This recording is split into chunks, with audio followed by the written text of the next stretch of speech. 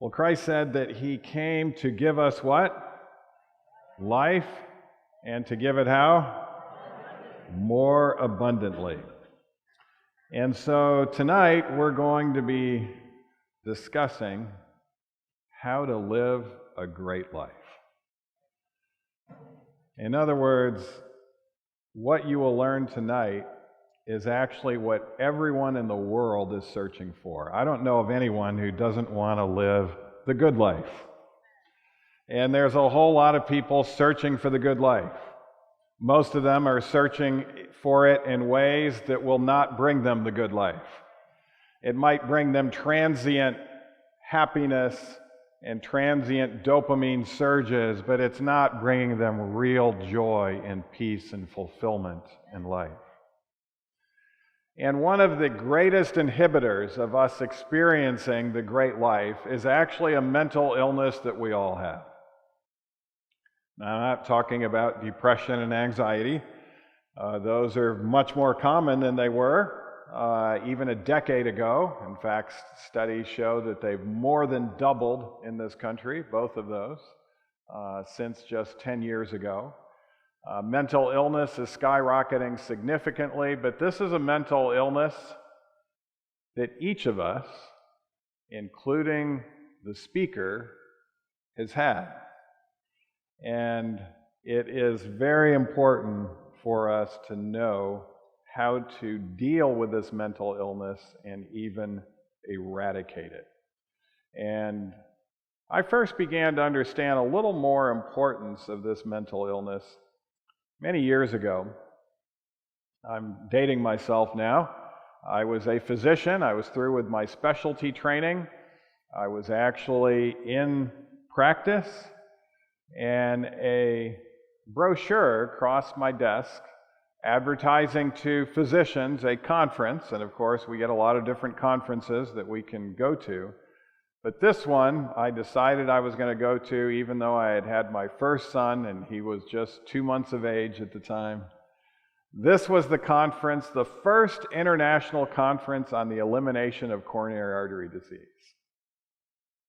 And I thought, are these quacks eliminating coronary artery disease?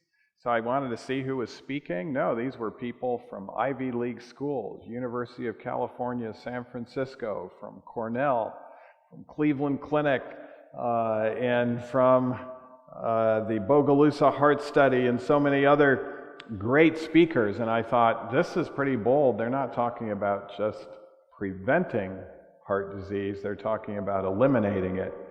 And at that time, I was spending a lot of time in the hospital. And the number one reason for admission to the hospital in the United States in 1991, anyone want to guess what it was?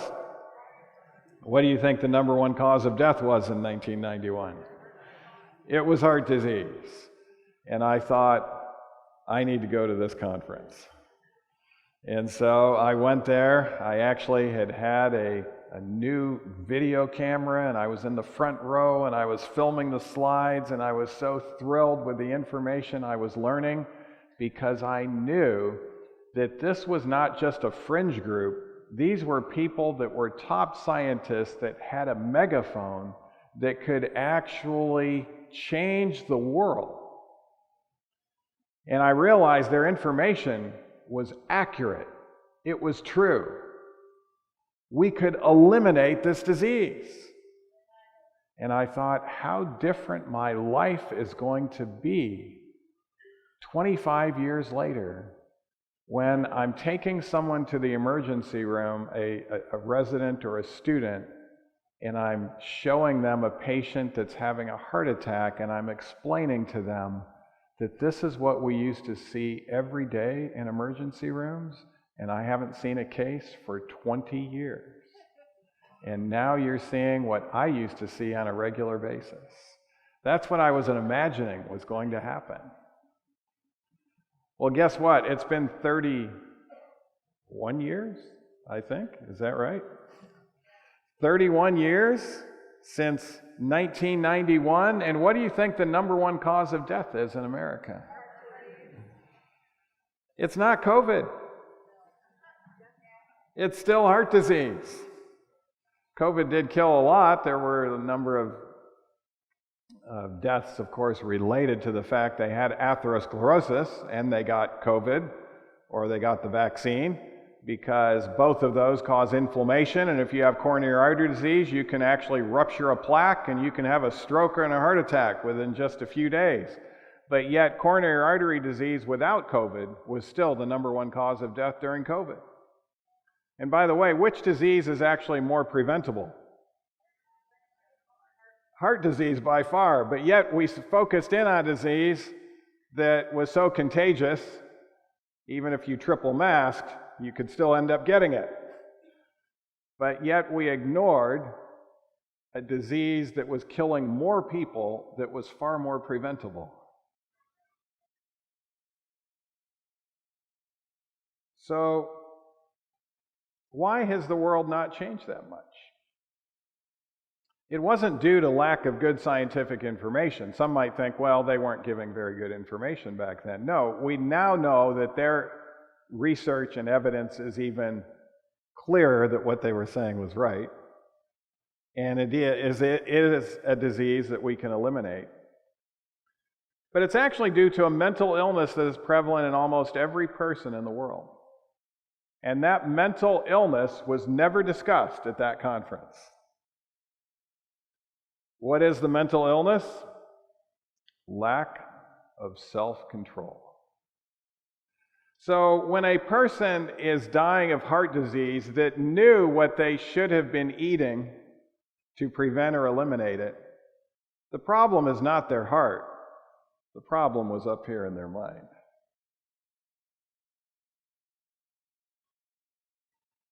Self-control is our ability to keep ourselves from acting on our behavioral or emotional impulses. And the most quoted researcher in all the world tells us that self-control failure is central to nearly all the personal and social problems that currently plague citizens of the modern developed world. In fact, Dr. Baumeister, who's now the most quoted researcher from Stanford, says it is the number one problem in all of the world. By the way, you can't go through the halls of Congress and hear about this number one problem. You can't go to the White House and hear about this number one problem. You can't go to the Supreme Court and hear about this number one problem. You can't even go to the Michigan Capitol or the Michigan legislature. They'll talk about problems in those places, but they'll talk about problems that are of less importance than this problem, which is the elephant in the room, the elephant in the country, and you have to come to the Michigan camp meeting to hear about the number one problem in all the world.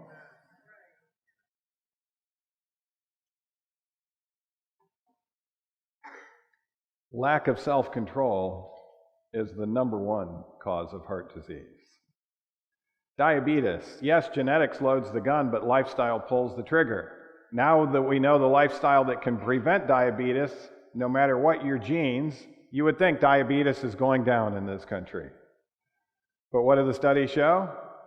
It's going up. What's the problem? Lack of self-control. Sexually transmitted diseases. I remember back in the 90s when some liberal academics came together and did a very weak study, but they presented it well in the legislature, and they made the point that if we make pornography readily available and condoms readily available, we will eliminate sexually transmitted diseases and rape from the United States of America. By the way, they did those two things, but what happened to sexually transmitted diseases? It went up. What do you think has happened to rape? It's gone up considerably. Stroke. 80% of strokes can be prevented if we would put into action what we know to prevent them. Alcoholism. Is that going up or down? That's going up considerably. And by definition, it's lack of self-control. Alcoholism. Murder rates. They've gone up more in the last year than they ever have been recorded in United States history. That problem, primary issue, is lack of self-control, lack of anger management, lack of being able to manage your emotions. Once we know the principles of mentally healthful living, which the people that come to our program for depression and anxiety learn, and their depression will go away as they put this into practice. If they start to suffer from it again, what is going to be the problem? Lack of self-control. Harvard says 80% of cancers, by the way, cancer even superseded COVID as the cause of death during the pandemic. 80% of cancers are prevented, according to Harvard, if we would just put into practice what we know. But yet, cancer is actually now the number one cause of death in those under the age of 85. Heart disease is the number one cause of death in all ages, but cancer number one under the age of 85, largely a preventable death. Unwanted pregnancies. Obviously, this is a major issue when even riots and things like this can come forward when the result of unwanted pregnancies can't be terminated prematurely, according to some states threatening in regards to laws. But although there's lots of talk about those types of things, no one is talking about the underlying issue of unwanted pregnancies. And what is that number one issue? It's lack of self-control. Adultery and divorce, often due to lack of self-control on behalf of one or both partners. Underachievement. The number one reason college presidents lose sleep today is actually the underachievement of their high IQ students that they accepted. When those high IQ students can't make good grades, what's the problem? It's lack of self-control. Financial failure. Lack of self-control is front and center. Relationship problems will almost always have an element of lack of self-control. And then the most rapidly rising addiction, and now the number one addiction in all of the United States of America, actually superseding. Does anyone know what substance is the most common addictive substance in America? It's actually, it supersedes sugar. Caffeine, that's right, it's caffeine. But this one supersedes caffeine. It's technology addiction. And technology addiction, by definition, is lack of self-control. We know it's hurting us, but we can't seem to stay away from it. And we continue to go back to it. So this is just a partial list, but if we start adding up all of the issues, if we actually did a more comprehensive list than this, you can see that this is a far greater problem than immigration problems. It's a far greater problem than anything that the politicians are centering in on. And, amazingly, the current president's never mentioned this problem, and the past president never mentioned this problem. But the Bible does mention this problem. Romans says, I don't really understand myself. I want to do what is right, but I what? I don't do it. Instead, I do what I hate. I want to do what is good, but I don't. I don't want to do what is wrong, but I do it anyway. There's another power within me that is at war with my mind. This power makes me a slave to sin that is still within me. And then maybe one of the most saddest texts in all of the Bible is the next verse where he says, "Oh, what a miserable and wretched person I am. Who will free me from this life that is dominated by sin and death?" That term wretched is mentioned in the most famous Christian hymn. What's that hymn? Amazing Grace, how sweet the sound that saved a what? A wretch like me. But it's only mentioned one other place in Scripture. Does anyone know where that word is mentioned in Scripture?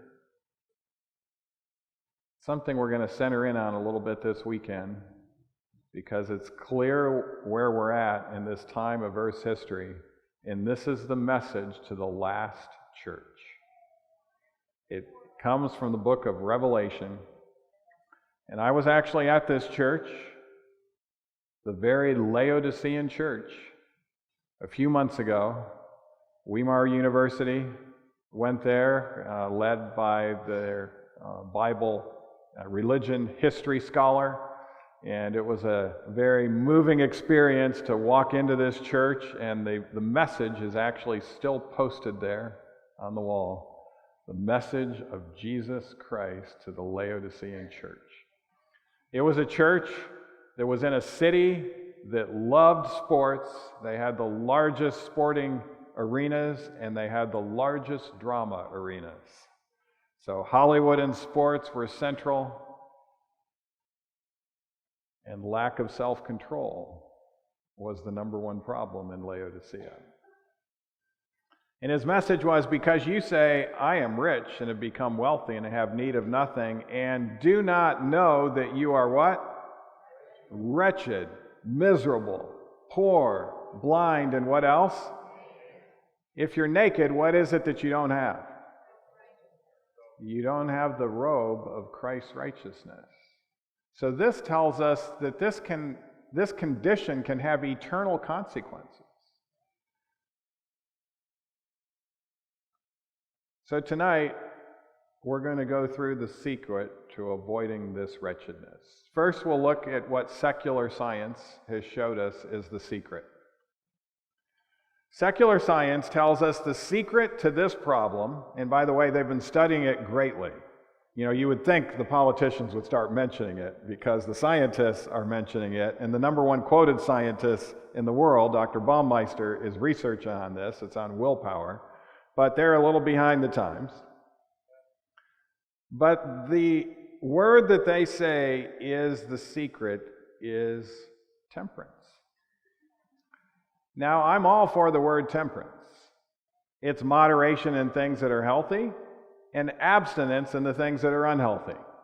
And by the way, Weimar is very much for temperance. Weimar has trademarked the term New Start. Yes. What does the N stand for? Nutrition. What does the E stand for? Exercise. The W, water. The S, sunlight. And what is the first T? There it is. Temperance. It's one of those 8 important remedies for the abundant life. And to finish it out, we have air and rest and trust in God. But strict temperance, the researchers tell us, requires comprehensive self-control.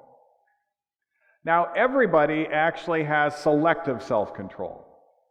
They'll have selective self-control in certain areas, and so this is why it can sometimes be confusing, because some people are very much honored and uplifted due to their selective, narrow self-control. The individual I give an example to as I go around the world and speak is the most famous governor of the state I come from, Arnold Schwarzenegger. How did he become famous? Does it require meticulous, selective self-control to build muscles like he built them? Oh, yes. You've got to be in the gym when you don't want to be in the gym. You've got to be eating food that you don't want to necessarily eat. You've got to be taking the right supplements. You've got to be going through pain. Without pain, there's no gain in building muscles like that. And you've got to spend a large portion of every day working on this aspect. And so he was honored, Mr. Universe, for his great selective self-control. Why is it that we know he didn't have comprehensive self-control? Because when his maid was cleaning his house, he lacked it. And he lost the love of his life due to not having comprehensive self-control. And he did not want to lose her. He said, "Please, I love you. Don't leave me." And she says, "How long ago did this happen? I never knew about it. You have betrayed me. I can't trust you." And he was crushed to lose the love of his life due to not having comprehensive self-control. It was actually far more important to have self-control in that area than it was to become Mr. Universe.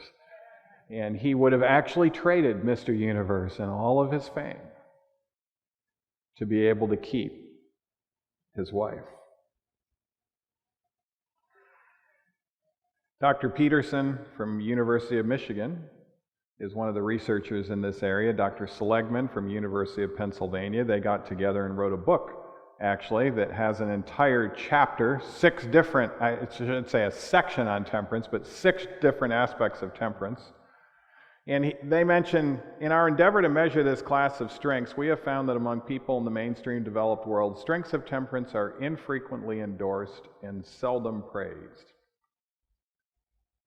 Yet, the strengths of temperance are very important, and they have a rich array of positive consequences for the what? The psychological good life. This is why we're saying this is part of living the great life. Everyone is after the good life. And even the secular scientists tell us that if we have temperance, it's going to open the door to a great life. How do they know that, by the way? Because they've been studying it. And in order to study something, you first have to measure it. This is why in every college and university, there's math classes. And, people come to Weimar and, why do I have to take math? Well, the language of today is research, and if you want to research something, you've got to put numbers to it. And you've got to do statistical analysis and all of those sorts of things. And so they've been studying self-control, and they have this self-control instrument that they've developed, these secular scientists, and I'll give you a little snippet of it. Getting up in the morning is hard for me. If you state that that's very true for you, would you be ranked as high self-control in that area or low self-control? Low. How about this? I blurt out whatever is on my mind. Low self-control. I have a hard time breaking bad habits. Low self-control. I do certain things that are bad for me if they are fun. Low self-control. I get carried away by my feelings. Low. By the way, for those that were listening very carefully, what cognitive distortion is that? Last night I mentioned it. Emotional reasoning. Yeah. By the way, I didn't sing one of the songs that's helpful for emotional reasoning last night, so I'll do it right now. Feelings come and feelings go, and feelings are deceiving. Trust alone on the Word of God, it's something worth believing, 'cause feelings come and feelings go, and feelings are deceiving. Trust alone on the Word of God, it's something worth believing. By the way, one of our founders of our country, who also had some issues with self-control, did state something pretty profound. He says, don't bite at the bait of pleasure until you are sure there is no hook beneath. That's the solution to emotional reasoning. By the way, that was Thomas Jefferson, the founder of the Democratic Party. I do many things on the spur of the moment. Is that low or high self-control? Low self-control. I spend too much money. Low self-control. I keep everything neat. High self-control. I don't keep secrets very well. Low self-control. I often interrupt people. Low self-control. I'm always on time. High self-control. I have trouble saying no. That's low self-control. I'm not easily discouraged. High self-control. I eat healthy foods. High self-control. Pleasure and fun sometimes keep me from getting work done. Low self-control. I have trouble concentrating. Low self-control. Sometimes I can't stop myself from doing something even if I know it's wrong. Low self-control. I'm able to work effectively towards towards long-term goals. High self-control. So that's a snippet. That's not the entire test, but you get an idea of what the secular scientists are measuring when it comes to self-control. And then they look at the data from all of these people that are taking the tests, and they follow them over time, and they find out that people with high self-control have better personality adjustment, they have higher self-worth, they're better at controlling anger, They have fewer symptoms of obsessive-compulsive patterns, depression, anxiety, hostile anger, phobias, paranoia, and psychotic tendencies. In addition, they accept themselves as valuable, worthy individuals and are relatively able to sustain this favorable view of self across time and circumstances. But this occurs without registering inflated or narcissistic views of self. That's called self-esteem. We want self-worth. That's a sign of good mental health, but we don't want self-esteem where you esteem yourself more valuable than others. That's actually will lead to mental health issues. People with high self-control are more conscientious. They're more emotionally stable. They make better relationship partners. They get along better with other people. They're more accommodating. They report more satisfying relationships, and they have better adjustment in their relationships. In addition, people with high self-control have better family cohesiveness, less interpersonal conflict, better perspective, and better empathy. They don't wallow in their own personal reactions to other people's problems. They have more secure interpersonal attachments. They manage money well, they spend less, and they save more. You can see how much this is connected to the good life. And it starts out with comprehensive self-control. It's so important that I've told my students at Weimar University, before you think of seriously dating someone, you need to see what their self-control test scores are like. And you need to take that test yourself and show your results to the person you're thinking of exclusively dating.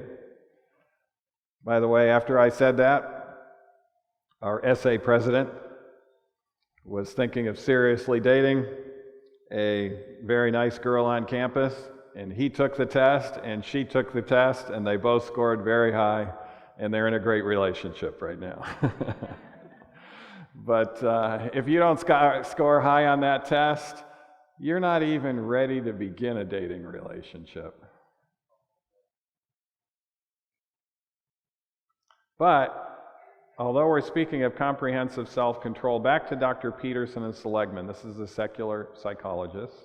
In the course of daily life, in spite of their best efforts at self-control, people inevitably do what? It's kind of interesting, the terms they utilize. These are secular psychologists. People inevitably sin and transgress, at least on what? Rare occasion. Do you think we could generally agree with that statement? I think so. Now notice what happens when this occurs. People with high self-control score relatively low in shame when that happens, and high in shame-free guilt. Individuals with high self-control are inclined to take responsibility for their transgressions rather than externalizing the blame or minimizing the importance of the transgression. In short, having done wrong, high self-control people are inclined to focus on the effects of their behavior, and in so doing are inclined to do what? Make amends. In contrast, low self-control individuals are more apt to experience painful feelings of shame, an emotion that often provokes the 2 Ds. What are the 2 Ds? Defensiveness. In other words, they'll say, no, I didn't really do anything wrong. What I'm doing is okay. And they'll also go into denial, or they'll act like it didn't really happen at all. But they won't go for the 2 R's. When they're going for the 2 D's, you don't get the 2 R's. And that is repair and redemption. Where high self-control people, when they mess up, they will actually become better as a result of going into repair and redemption. My father used to explain this to me growing up. He said there's 2 types of people you'll meet. Those with 20 years experience and those with 1 year's experience 20 times over.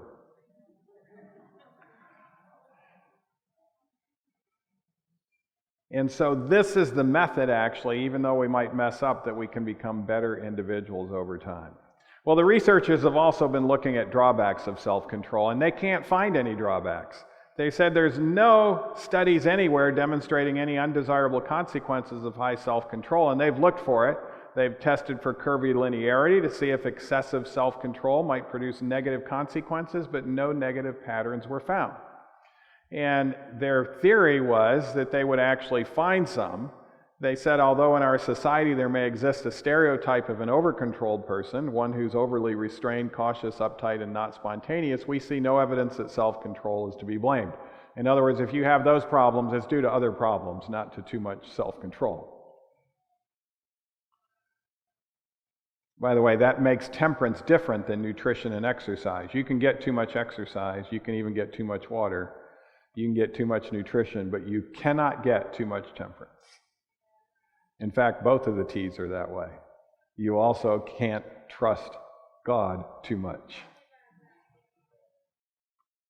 So after they build up this tremendous benefits of self-control, here's what the secular scientists say. Relatively little is known about how self-control is acquired and strengthened.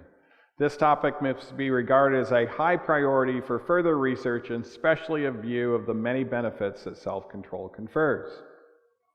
They do state, although most acts of self-control involve overcoming some incipient response to the immediate situation in order to pursue some greater long-term benefit, the ability to transcend the immediate situation is crucial for those that have high self-control.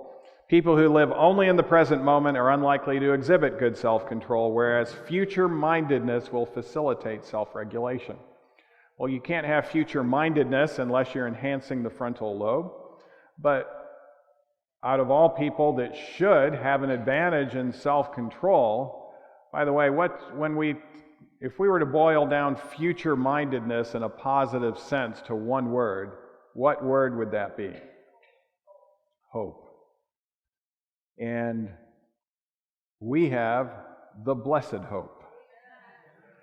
And so, according to secular psychologists, that should give us a great benefit in regards to facilitating self-regulation, another way of saying self-control. Dr. Baumeister has researched his area in self-control by bright lines. He says people need bright lines. These really help with self-control. Zero tolerance is a bright line. Total abstinence with no exceptions anytime. And then he says this, and by the way, before I get to what he says, let me just give you a background. Stanford, they have a major problem at that university, as has been developing more and more in universities throughout the land. What do you think Stanford's one of their major problems is? Alcohol is a major problem, but this one is even more prominent than alcohol. It's cheating. Yeah, someone in the front said it. And cheating, when you haven't been studying and you haven't been utilizing self-control, and it's time for the test, and you're at a place like Stanford, there's a strong tendency to cheat. And he was teaching 3 psychology classes, sophomore psychology classes, and he's known to be a hard teacher. And he told them, this is going to be a hard test. You better study. And so, but as he administered this test, he also was doing a study himself. And the first group, he had them read the Stanford School Honor Code. And that School Honor Code talks about no cheating, to uphold the standards of Stanford. They took the test. And he designed the test in such a way, if you want to read how he designed it in such a way where he could immediately tell if there was cheating going on. Do you think there was cheating after reading the school's honor code? Widespread cheating. So he thought, well, maybe if we give them positive thoughts, it will help them not to cheat. So the next group, he had them recite their 10 most favorite books. They were even smiling as they were reciting their 10 most favorite books. And then they took the test. Do you think it helped? Widespread cheating. The third group, he decided to do something different. He got out Bibles, and he had them read the 10 Commandments. And he had them put their hand on the Bible, raising their right hand as they were reading the 10 Commandments. Not one person cheated after that. At Stanford. So here's what he says. If you believe that the rule is sacred, a commandment from God, the unquestionable law of a higher power, then it becomes what? An especially bright line. And he writes about this in that great book, Rediscovering the Greatest Human Strength, Willpower. The Old Testament also speaks about this issue. It says, he that is slow to anger is better than what? The mighty. And he that ruleth his spirit than he that taketh a city. Ellen White comments on that text in the book My Life Today, and she says, he has conquered self, the strongest foe man has to meet. The highest evidence of a nobility in a Christian is self-control. He who can stand unmoved amid a what? A storm of abuse is one of God's heroes.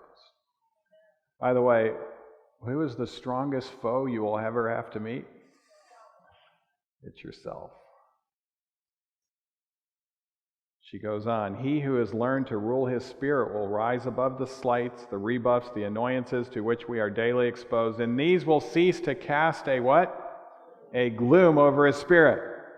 So in other words, people without self-control, when they run across these things, they're going to get really ticked off, and they're going to get gloomy.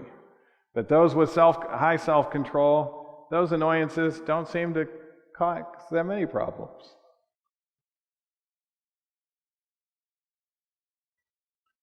The man or woman who preserves the balance of the mind when tempted to indulge passion stands higher in the sight of God and heavenly angels than the most renowned general that ever led an army to battle and to victory.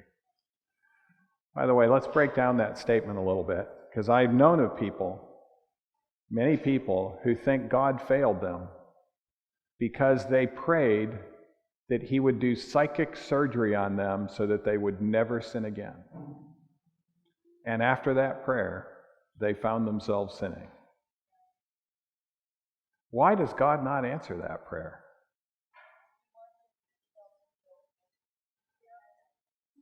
God does not answer that prayer because he believes in love. And love has to come with freedom. Freedom is a voluntary act. He is never going to take away your freedom of choice. Even in eternity, you will always be free. But notice that statement, if we can put it back up on the screen. The man or woman who preserves the what? Balance of the mind when tempted to indulge passion.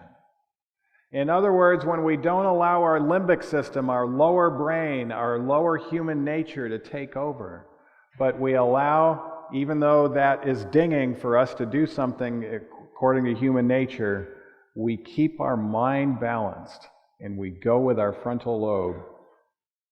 She says, God and heavenly angels regard that individual as greater than the most renowned general that ever led an army to battle and to victory. So assistance in self-control. Bright lines, help. This is one of the reasons why even in our among our secular people that come to depression and anxiety recovery, before we're through, we actually go through the 10 Commandments and the principles behind them. We want them to have bright lines that are going to help them in regards to their abundant life and future success. Worthy goals are definitely very important. Enhancing the frontal lobe. This would be through appropriate music that's healthy music. Slowing down the limbic system in overdrive. That means getting rid of Hollywood movies and entertainment YouTube and those sorts of things. And although all of these are important for strengthening our frontal lobe, I'm now going to give you the fail-safe solution to comprehensive self-control. Christ talked about it in a parable. He said, the kingdom of heaven is like unto a merchant man seeking what? Goodly pearls. By the way, why was the merchant man seeking goodly pearls? He was looking for the good life. And this is what everyone's searching for, is the good life. Christ doesn't criticize people that are looking for the good life. But he goes on, who, when he had found one pearl of great price, went and sold what? All that he had and bought it. And I'm sure his neighbors were thinking, what is wrong with him? He's getting rid of this. He's getting rid of that. He's selling this. He's selling that. And he's putting it all towards one pearl? In the parable, the pearl is not represented as a gift. The merchantmen bought it at the price of what? All that he had. Ellen White in the book Christ Object Lesson says, many question the meaning of this since Christ is represented in the scriptures as a gift. He is a gift, but only to those who give themselves soul, body, and spirit to him. How? Without reserve. We are to give ourselves to Christ, to live a life of willing obedience to all his requirements. All that we are, all the talents and capabilities we possess are the Lord's, to be consecrated to his service. When we thus give ourselves wholly to him, Christ, with all the treasures of heaven, gives himself to us. We obtain the pearl of great price. That means we obtain the good life that will come as a result of that. But we have to give ourselves without reserve to him.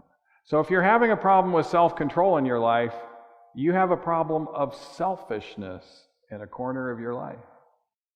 You haven't put all on the altar of sacrifice. So the key to self-control is actually self-sacrifice. And it's self-sacrificing love. That love comes from above. Notice this, back to that book, My Life Today. God's abounding love and presence in the heart will give the power of self-control and will mold and fashion the mind and character. It's called self-control, but it actually, that power is not obtained by self. That power comes from outside of us. And it's God's abounding love and presence in the heart. And that abounding love and presence in the heart cannot be abounding if we're not putting our all on the altar of sacrifice for him. Christ said, by this shall all men know that ye are my disciples, if ye have what? Love one to another. That abounding love will not only give you self-control, but if we must be true lights in the world, we must manifest the loving, compassionate spirit of Christ. To love as Christ loved means that we must do what? Practice self-control, but that means we must show what? Unselfishness at all times and in all places. So, true transformative healing is dependent upon obtaining this pearl. The treasury of jewels of truth is open to all. Everyone can obtain this pearl of great price. Love can change you, and it can change the world. Not erotic love, romantic love, or even brotherly love, as those loves are appropriate in their time and place, but it's a love that human nature totally lacks. And that's why it has to come from outside of us. It's the self-sacrificing love of God. And it will produce love and kindness that you will spread around with kind words, pleasant looks, little attentions for others, small acts of love. Let it flow to others, and it will increase the blessings and happiness of your life.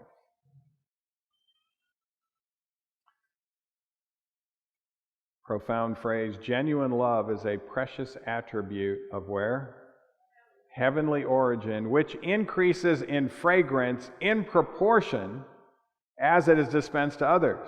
So not only can you and I get that love today that will open the door to the great life, but we can get more of it tomorrow.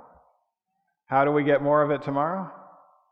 By dispensing it. We become a channel of dispensing that self-sacrificing love to others.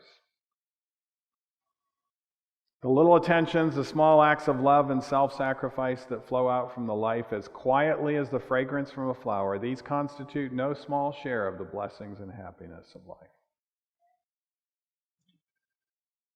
So let's look at some examples, two contrasting examples in self-control. These two met, Paul and Nero. The countenance of the monarch bearing the shameful record of the passions that raged within. That was Nero. The countenance of the prisoner telling the story of a heart at peace with God and man.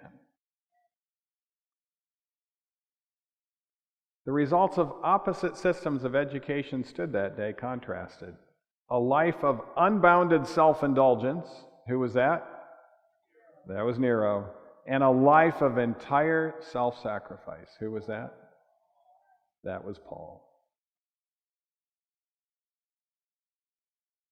Here were the representatives of two theories of life. All-absorbing selfishness, which counts nothing too valuable to be sacrificed for momentary gratification, and self-denying endurance, ready to give up even what? Life itself, if what?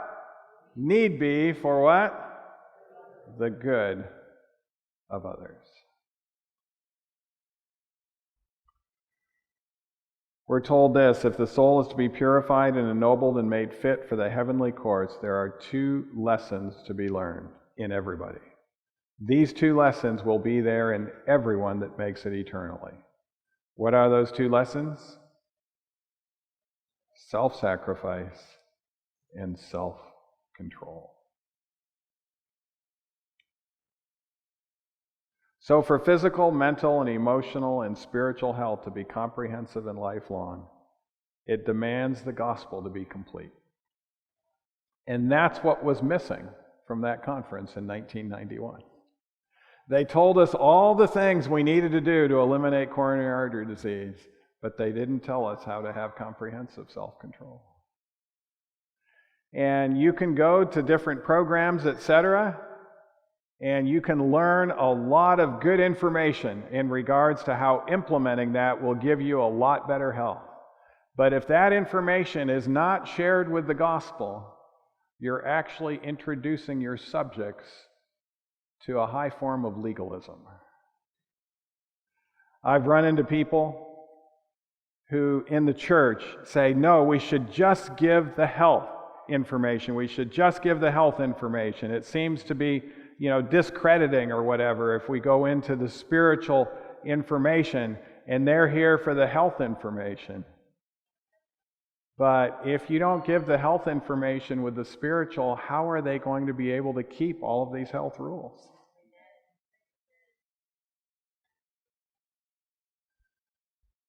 And we also need to be wary of the other way around too.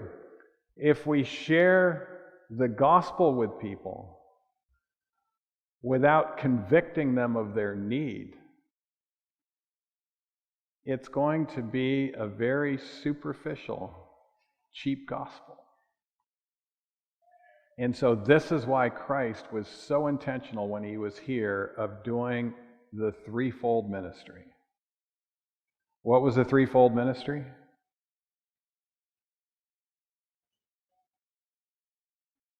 It was education, teaching, which is what you want to do in your church programming, education, but it was also the health message and healing, and it was preaching of the gospel.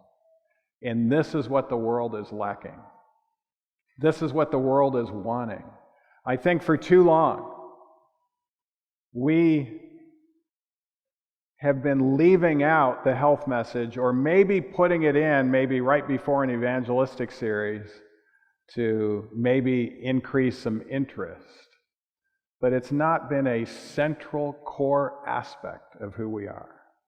Ellen White even had plans of having treatment rooms in churches and health clinic types of rooms and hydrotherapy rooms and cooking schools and those sorts of things where we're giving the information, and we would be able to have so many more people interested.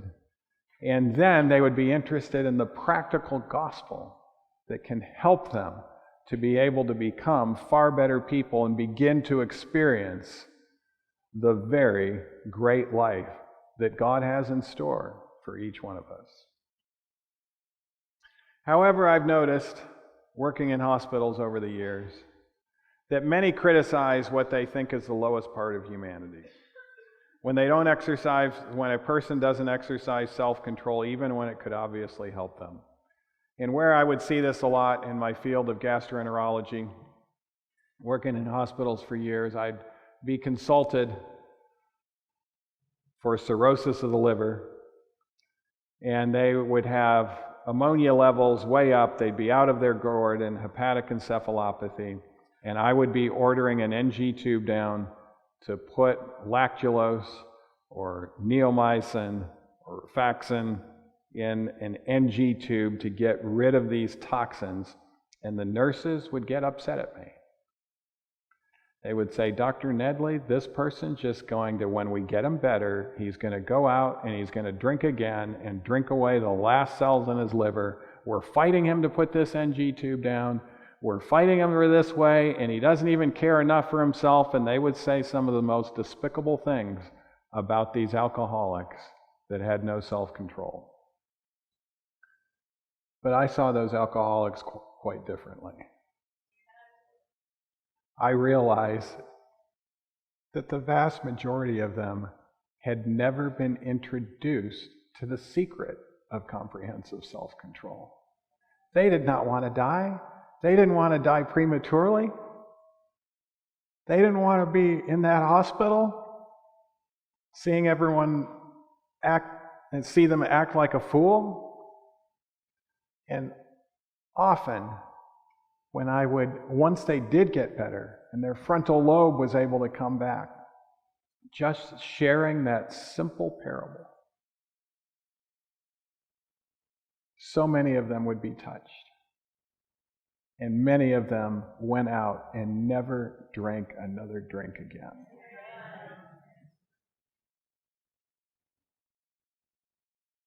I'm more concerned about others that seem to have it all together, but they have one vice.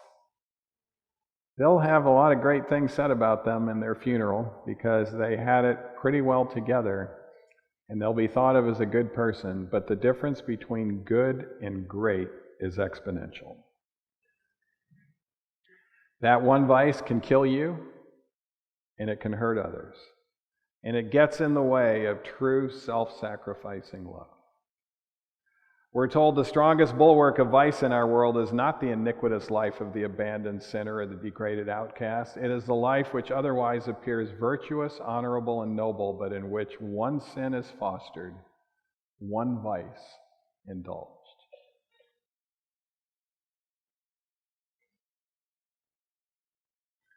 Paul's secret, and he found the secret, he summarized in 3 words. What were those 3 words? This is a choice that you can make now, but it's a choice you also need to repeat every day. I'm putting my all on the altar of sacrifice. I'm putting my all into the pearl of great price. Speaking of that pearl, in that same chapter, Ellen White says, we cannot earn salvation, but we are to seek for it with as much interest and perseverance as though we would abandon what? Everything in the world for it. There are some who seem to be always seeking for the heavenly pearl, but they do not make an entire surrender of their wrong habits. They do not die to self that Christ may live in them. Therefore, they do not find the precious pearl. They have not overcome unholy ambition in their love for worldly attraction. They do not take up the cross and follow Christ in the path of self-denial and sacrifice. Almost Christians, yet not fully Christians. They seem near the kingdom of heaven, but they cannot enter there. Almost, but not wholly saved, means to be not almost, but wholly lost. One of the reasons God has given the health message to our church even is a barometer for our own selves in regards to how are we doing with the things that are healthy. Are we still partaking in things that are unhealthy because we don't want to give up the vice? Are we still doing things when we look at the principles of the commandments of God? The sixth commandment is about life. Are we doing things that could shorten our life just because it feels good momentarily? If you're in that situation, you don't have to be in that situation. You can have comprehensive self-control. And it will bring a far better life than those transient little dopamine surges from violating our conscience.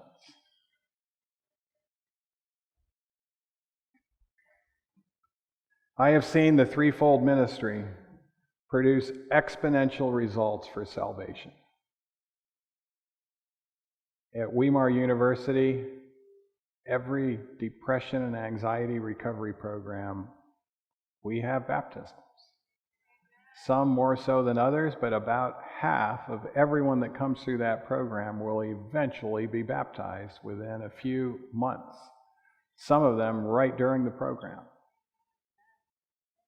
And they have recognized their need to put all on the altar of sacrifice. That parable of the pearl actually has a twofold meaning. Christ put his all on the altar of sacrifice for us because he recognized that if we fully trust in him, we are a pearl of great price to him. He knows what we're capable of with our minds that he's created and with the neuroplasticity he's put in there, that if we trust in him, we were worth it to him. And if he put his all on the altar for us, we can put our all on the altar for him. We can trust him, and he will open up to us a life that is far more abundant. Even the secular psychologists recognize it as this is the avenue for the great life, comprehensive self-control. And he wants to give you that love that gives you that power today. I'm looking forward to the great multitude coming in. But that great multitude will only come in as we follow the threefold ministry. Notice what Ellen White sees in the future. This is why we know Christ is coming soon, but he's not coming tomorrow, because this prophecy has not yet been fulfilled. And it's one of the reasons why we have Weimar University. We are determined to train an army of youth to fulfill this commission. But here's what she predicts. We shall see the medical missionary work broadening and deepening at every point of its progress because of the inflowing of hundreds and thousands of streams until the whole earth is covered as the waters cover the sea. Humanity is looking for the good life. They don't know how to get there, but they can find out from you. And when they find out from you, they're going to be asking you how they can put all on the altar, how they can go into the watery grave and be resurrected in newness of life. And we will see God's message go viral.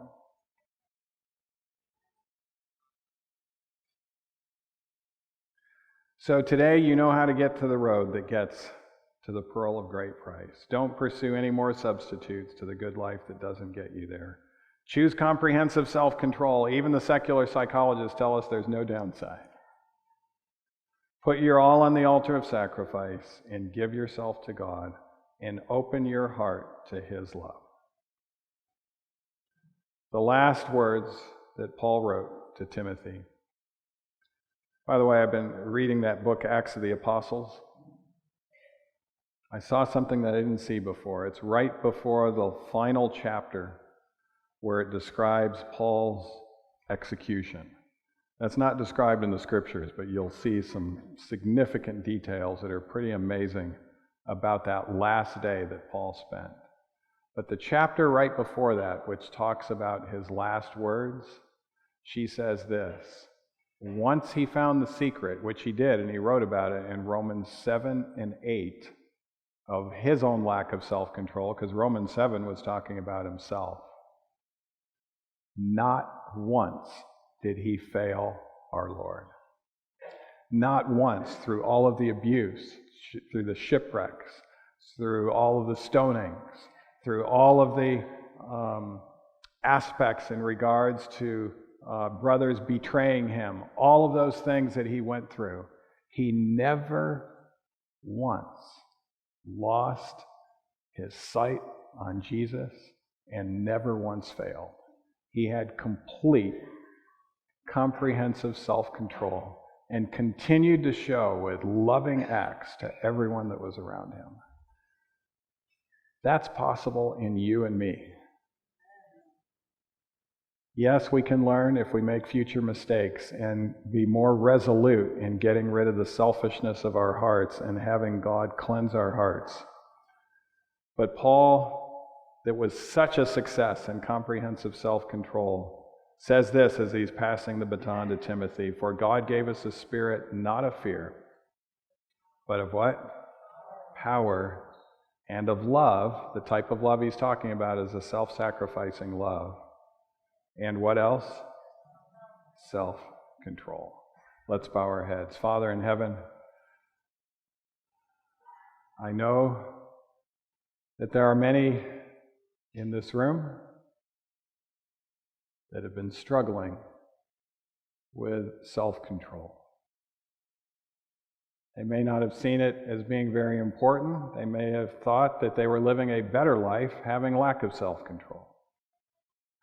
But perhaps they understand the seriousness of lack of self-control more completely, and they also understand the secret and the key to self-control more comprehensively.